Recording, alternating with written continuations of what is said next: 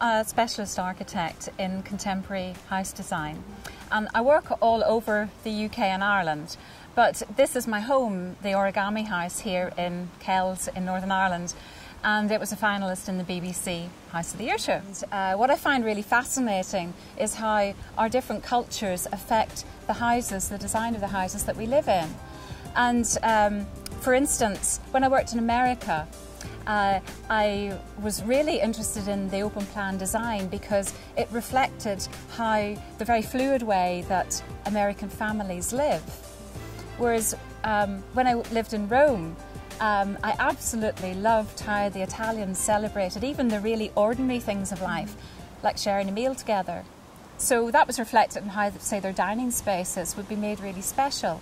I believe that how we choose to live is very much a reflection on our personal vision of life. For my own house here at the Origami House, I had an idea that the house would be like a little grouping of cottages around the old dam. But when you came round inside the house and then towards the garden and the fields, that it would really open up and be this amazing glassy house that embraced the landscape. I was actually brought up in a 1960s bungalow, and what I loved about it was the sense of us as a family really living and sharing life together.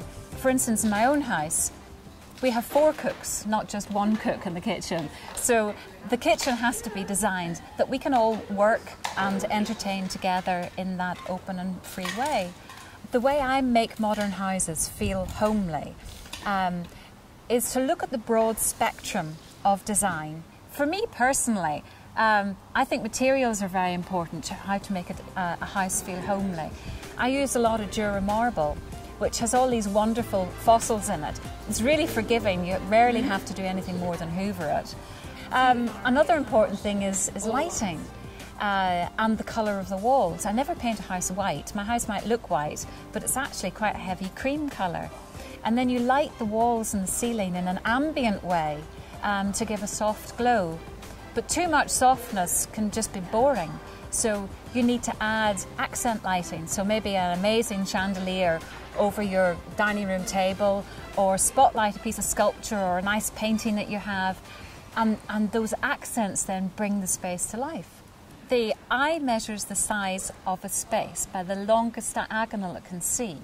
So if you have a room with a high cathedral type ceiling, it will feel much bigger than its traditional flat ceilinged equivalent. And the secret with the bedroom design is that you must design the bedroom to look good from the bed. Even if you're designing a small house, that might be a retirement home or a house for a single person, to make a space feel large and flowing, keep the flooring material the same right throughout the whole house. And using floor-to-ceiling glass, carry that same flooring material and the same tiling pattern from inside to outside the space. This helps draw your eye outside, making the space feel much bigger.